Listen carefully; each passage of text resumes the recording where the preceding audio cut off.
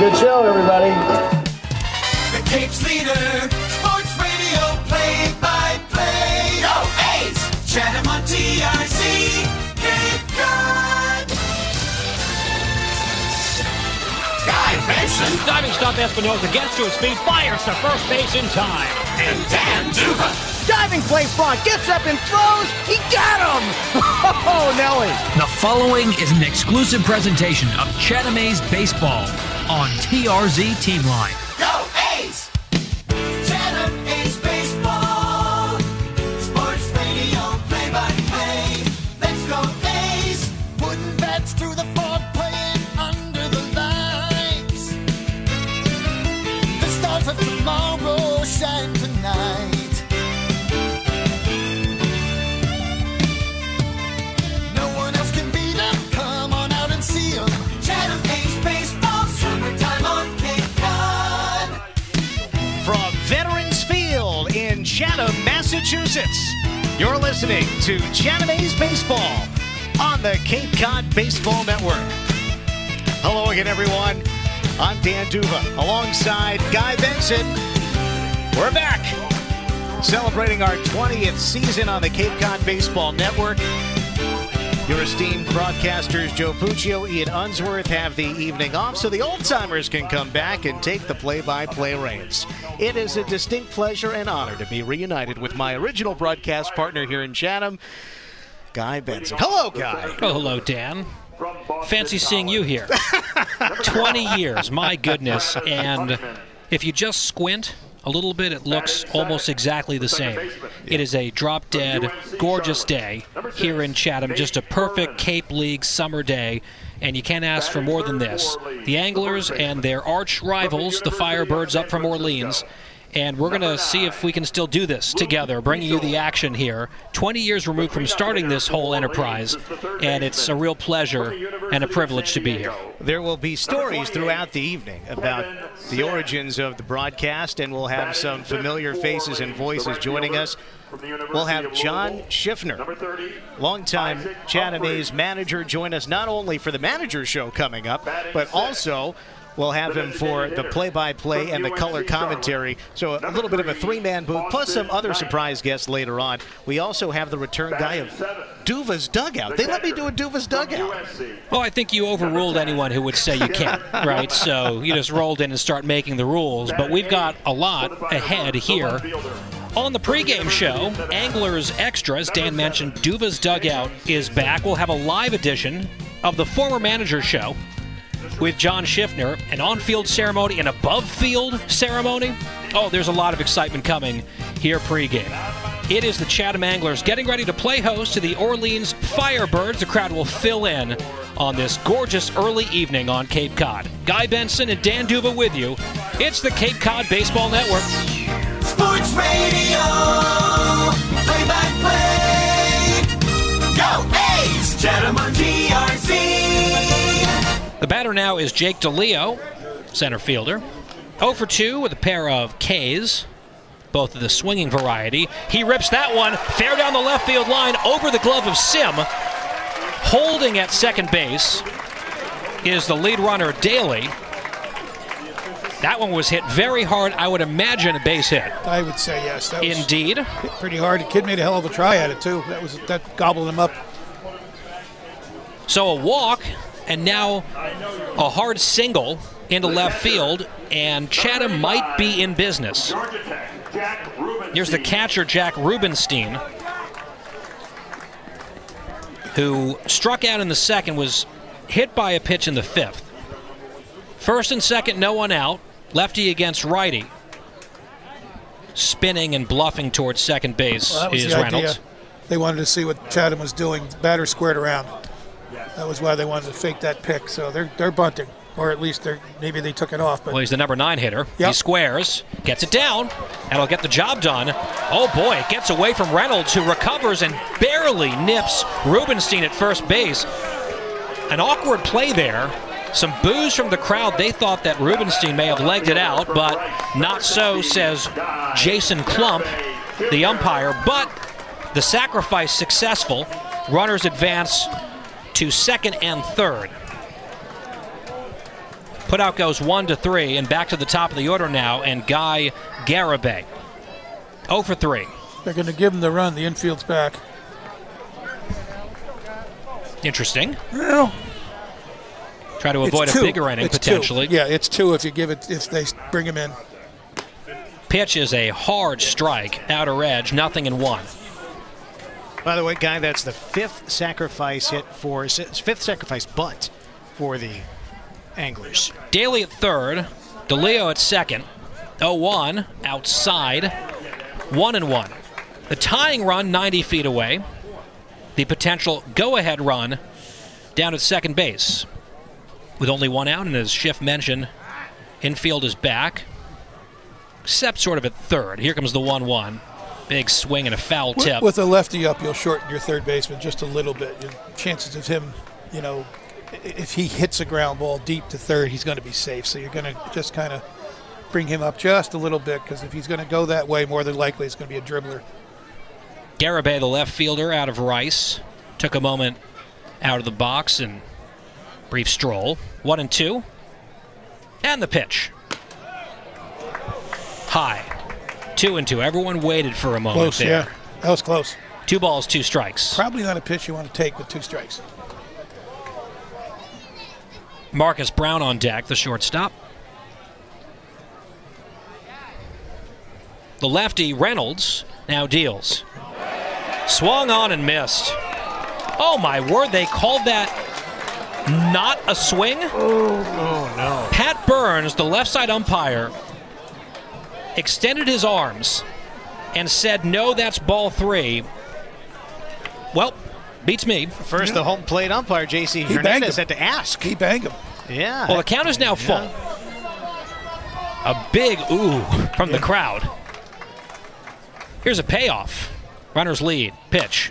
Chop towards third. Charging and misplaying it is Sim. The run comes home. And the game is tied 1-1. Daly jets home to tie it up. Over to third is DeLeo. And that's an E5. What's that, E? Against Sim. Schiff, you want that to be called a hit. That's a do or die right there. Infield's in. Ball going to the guy's left. But, all right. It's good at-bat. Excellent at-bat. Put the bat on the ball in that situation. He was given a second life on that check swing, which I will put in air quotes. I think a lot of people in this place thought he was out. He was not. And then he gets the wood on the ball. Tough play over at third base. Sim had no play at the plate, but maybe he was thinking he might. And he then dropped it. So everyone's safe. First and third. Still only 1 out. The equalizer has already come home. And now Chatham has a real opportunity to grab the lead for the first time tonight. The hitter, Marcus Brown. Brown is 0 for 2. He walked back in the first inning. He was stranded at third. The A's had 3 men aboard in the first inning. Walk, walk, walk. With only 1 out, they were not able to scratch across even a run, but now they have here in the 7th. Game tied at 1. Runners at the corners. Orleans wants to turn 2. Reynolds at the belt. He'll deal. Fouled off. Just off to our left. 0-1. The sun has set on Cape Cod. Temperature dropping.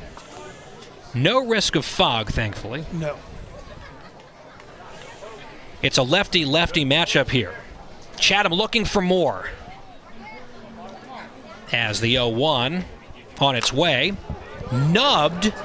Fair down the first baseline. There's going to be no play at first base. They tried. As Reynolds came flying off the mound, he was able to glove it and flip not in time. So they did make a play. The run comes home, and Chatham has now taken a 2-1 lead on an RBI infield hit by Marcus Brown. I think at that point where the ball was, he should have just let it roll and see what happens. He made a nice play, let it go, And if it rolls foul, then everybody goes back. So it's a tough call to make. It looked like there was one bounce, I'm going to say 20 feet up the line, where I thought it was starting to go foul to one bounce, and then it hugged the inside toward the grass. Yep. Here's Engel, the DH. Runners lead first and second now. Pitch way outside. Yeah, I thought it was going to kick foul. Yeah. And then it didn't. Right. And at that point, the run was going to score no matter what. Correct. The question was, could they make a play and make an out? And the answer ended up being no. Yeah. 2-1. Anglers on top, still threatening, with Engel out of Clemson waiting for the 1-0 from Reynolds, and here it comes. Low and away, 2-0.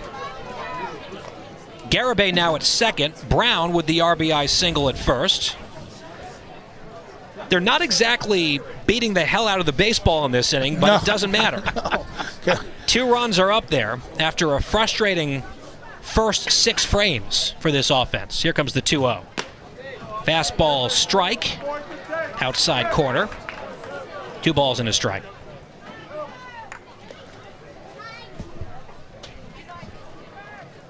Humphrey deep in right field. Honeyman shaded toward left for the righty swinging batter as Engel awaits the 2-1. Upstairs 3-1. If you're going to shade to the opposite field, he should bring in, unless they think that he can hit the ball over Honeyman's head. So they should bring him in if you're going to fade him like that. Hitters count for the number 3 hitter, who's 1 for 2 today. And here comes that 3-1. Strike 2. Had some zip on the outside corner. Some of the fans thought it was off the outside corner, 91 miles an hour. And listen, Cape League fans are going to occasionally show their disapproval. No. We've heard some grumbling tonight. Full count now. Runners lead first and second, 2 in the bottom of the 7th. Chatham has taken the lead 2-1. And the payoff. He got him swinging. Nice pitch. He waved at it. Missed it by a lot. As Engel goes down cutting. That's that slider. Pretty 2 down. nasty, especially on a right-handed hitter, a left-handed hitter. For Riggio. 1-5-1 for Orleans now. 2-3-0 for Chatham. Riggio from Oklahoma State is the second baseman, the cleanup hitter. Another lefty. Reynolds wants to limit the damage, stop the bleeding. And the pitch. Strike. Nice hard one on the outer edge. 93 on the gun. 0-1. With 2 down, the infield backs up. Outfielders still deep, except for Stinson in left. Swing and a miss on the 0-1, making it now 0-2. And Cole Reynolds would love to wriggle out of this one with only the 2 runs in. That's a huge lead lately. Timeout called at home plate. A moment for Riggio to contemplate. He's 0 for 2 tonight. Reached on a walk. I think he felt that the pitcher was getting too much of a good rhythm going. He wanted to break that rhythm up. Not a bad idea. Runners take their leads. Garibay in scoring position. Reynolds set. There go the runners. The pitch is outside. Throw down to second base, not in time. A pair of stolen bases for Chatham, and now both runners in scoring position. Garibay to third, Garibay rather, and Brown over to second. Good call right there. Count goes to 1-2. Nobody really thought that was coming. You got to lead. If somebody's thrown out, whatever. Here comes the 1-2 pitch. Tap towards third, charging Sim. He will throw across and make the play 5-3 to retire the side. However, Chatham has gotten on the scoreboard. They get 2 runs on 2 hits, an error, and 2 men left. So the Anglers have been struggling and frustrated all night at home plate. They were getting no hit for a while, then shut out, but that all changed in the bottom of the 7th as they scratched 2 across and they take the lead 2-1 over their rivals Orleans. We go to the 8th. Dan Duba back with your play-by-play the rest of the way. Cape Cod Baseball Network. Sports Radio, play-by-play. Go A's! Chatham on TRZ. They got Garibay on third base. Brown on first base. A slow clap here with a fresh baseball tossed out to Telford.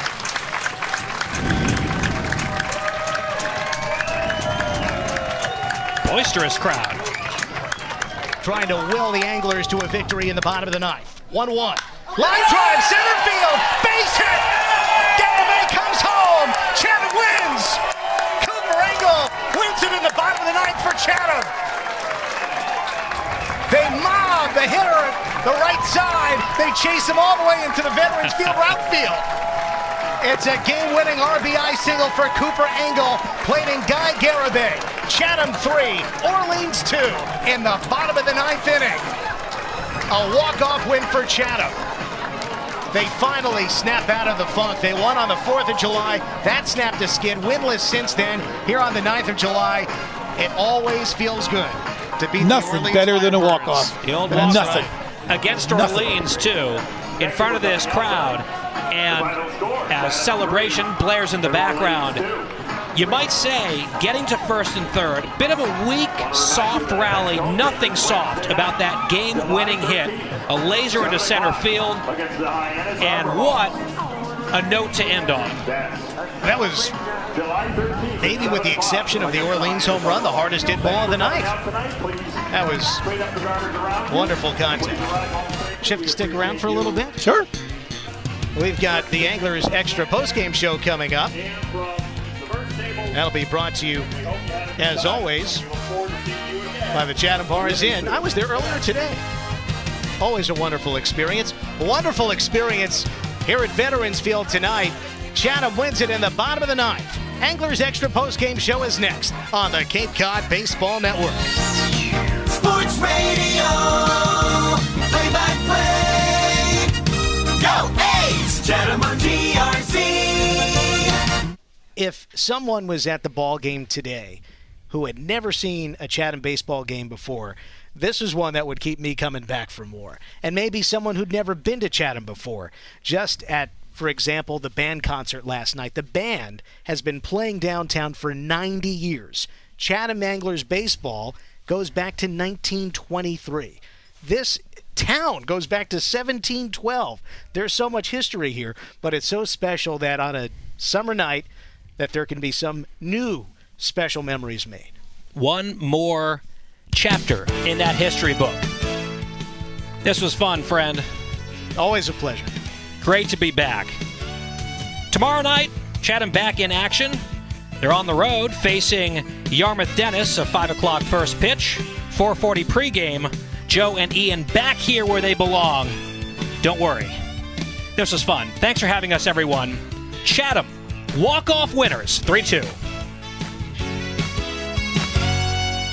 Chatham Anglers Baseball 2022 has been brought to you by the Chatham Squire, Sweet Tomatoes Pizza, the Red Nun Bar and Grill, Short and Sweet Ice Cream, Cape Cod 5, Audio Associates, the Chatham Bars Inn, and by the Chatham Athletic Association. Chatham Baseball, Sports Radio, play-by-play.